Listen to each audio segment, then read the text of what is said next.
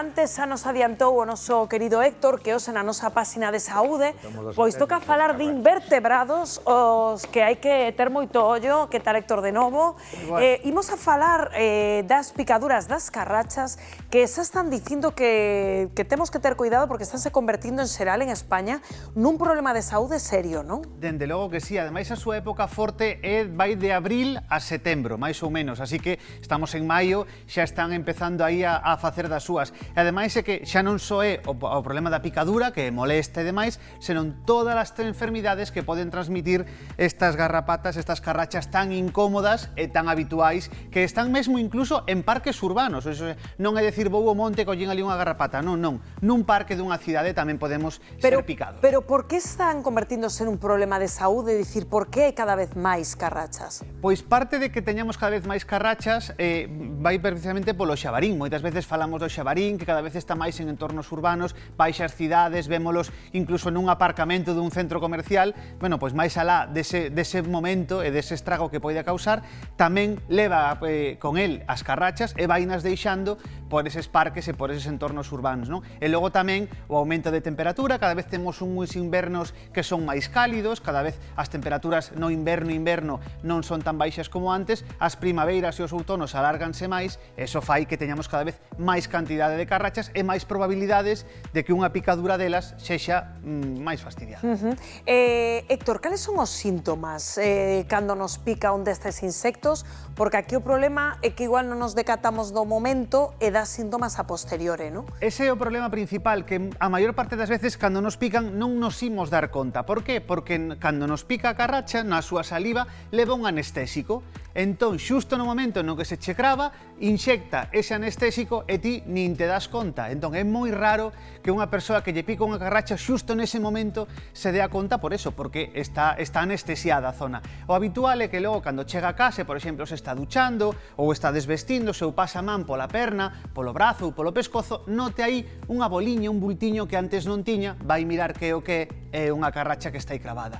Eso é no principio, logo xa despois poden aparecer algunha serie de síntomas que poden ser, por exemplo, neste caso, se nos contaxiou algunha enfermidade ou non, pero o primeiro que temos que facer é sacala, é retirala cando vemos que está aí esa carracha aí cravada. Que ademais quero que mo expliques porque hai un xeito moi concreto de facelo. Pero claro, como podemos combatir, non, que nos pique un destes insectos? Como sempre, o primeiro é a prevención, evitar que nos cheguen a picar, non? Para iso que temos que facer? Sempre levar roupa de manga larga, perna larga, sempre ir ben cubertos cando imos ao campo, tratar de evitar esas zoas pois con máis maleza e demais, porque normalmente a carracha o que fai é que se pon no extremo da planta, queda ali colgada, esperando a que pase un animal ou unha persoa ou alguén onde picarse e cravar e seguir vivindo.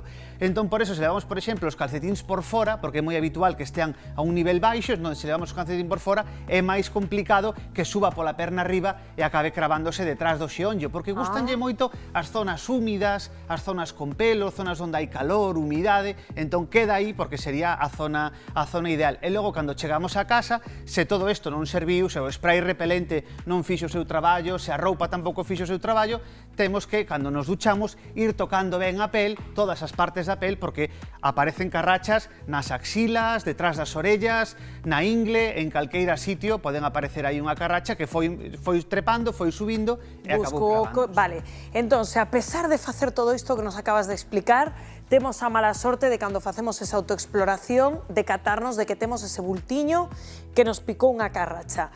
Como facer? Porque hai que proceder dun xeito concreto, non? Xusto, o que imos ver é algo como que temos aquí. Temos aquí un simulador de carrachas. E temos aquí dúas carrachas. Unha que sería como está a carracha cando nos pica e todavía non chuchou ao noso sangue, todavía é pequena, e aquí como multiplica o seu tamaño, chega, esta que sería pequena, chega a poñerse deste tamaño. Ponse fina, non? Ponse fina, empeza a chupar sangue e queda deste tamaño, ou seja, que realmente vemos como casi quintuplica ou sextuplica o seu tamaño, así que podémola topar ou deste xeito ou deste outro. O que non imos facer nunca baixo ningún concepto é apretala, collela por aquí e apretala, nin partila, nin retorcela. Por que? Porque se apretamos, todo o sangue que tiña xa no seu corpo e que está moi probablemente contaminado por algunha bacteria ou por algún virus, vámolo reintroducir no noso corpo, porque esta parte está chea de sangue. Entón, que temos que facer? Ou ben collemos un garfo, destes que se venden xa especificamente para retirar carrachas, ou collemos unhas pinzas normais que teñamos por casa. Poñémolas sempre paralelas á pel. Temos que entrar en paralelo, porque non imos collela así, porque entón podémola partir, podemos estar apretándoa e sería perigoso. Entramos sempre en paralelo ata que cheguemos onde ten a cabeciña, onde está cravada. Así que aí apretamos e tiramos cara arriba, nun movimento recto e firme, a veces custa un pouquiño, vais a resistir un pouco, pero tiramos cara arriba e acaba saindo completa, como é neste caso. E que facemos con ela? Non a tiramos ao lixo, tirámola nun bote e metémola ao congelador. Ali queda no congelador metida durante 4 semanas. Ese sería o xeito ideal de proceder. Por qué? Porque durante 4 semanas, despois de que nos pique, non fai falta ir correndo a urxencias porque tiñamos unha carracha. Se a logramos sacar enteira, non fai falta ir.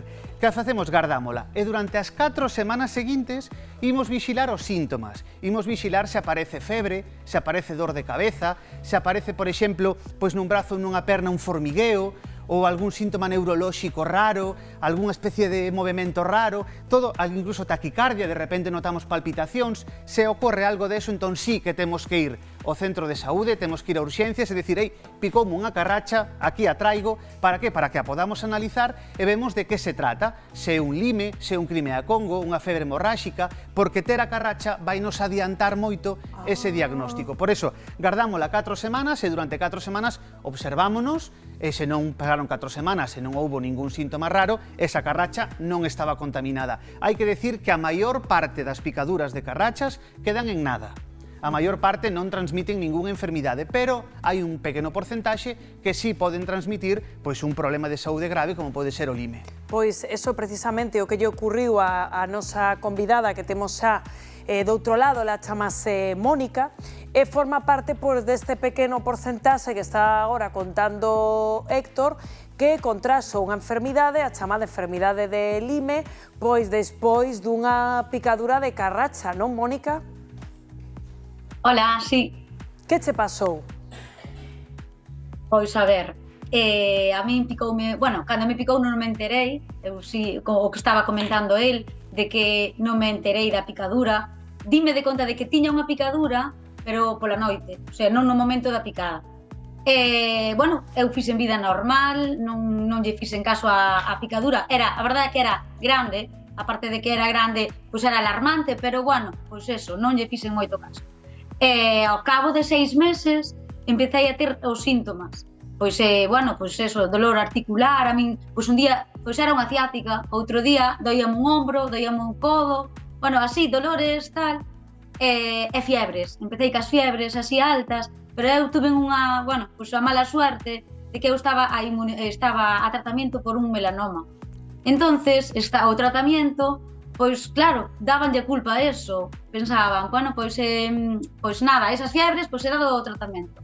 Entonces, tampouco, eu non me acordaba, porque, bueno, isto a min picoume en junio, eu empecé así con todo, setiembre, outubro, pero, bueno, a min hasta enero non me dixeron, pois mira, pois isto, porque, bueno, fun encadenando eso, episodios de fiebre, os dolores articulares, o que xa foi un pouco máis alarmante foi unha meningite, o sea, eu tiña moitísimos dolores de cabeza, e cando fun a urxencias con este dolor de cabeza grande, os oídos, bueno, era un dolor grande.